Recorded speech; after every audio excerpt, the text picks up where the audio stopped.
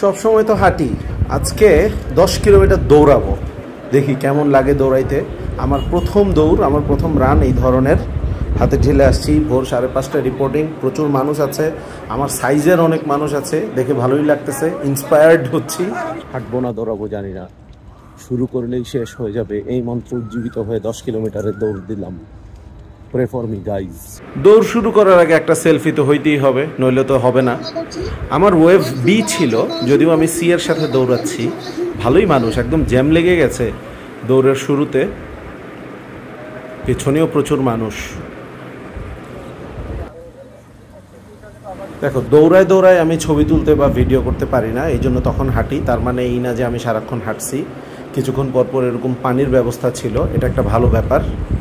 ওই মেয়েটা হাঁটতেছিল, আমি ক্যামেরা অন করার পর দৌড়ায় আমাকে ক্রস করে চলে গেল, এটা কোনো কথা? 1 ঘন্টা 34 মিনিটে শেষ করলাম। I am proud of my self. এখন নাস্তা করব, দেখি কি দেয়। একটা স্লাইস কেক, প্যাটিস এবং একটা ভচকানো লাড্ডু, সেই সাথে একটা আপেল, ম্যাঙ্গো ড্রিঙ্ক এবং পানি। কি একটা অবস্থা, নিজে ছবি তুলবো, নিজের ফ্রেম নিজেকেই ক্লিয়ার করতে হয়। ইয়েস, সব কিছু ঠিক আছে, লোকজন আসতেছে না আর। অবশেষে কাঙ্ক্ষিত ছবি, আই এম এ ফিনিশার।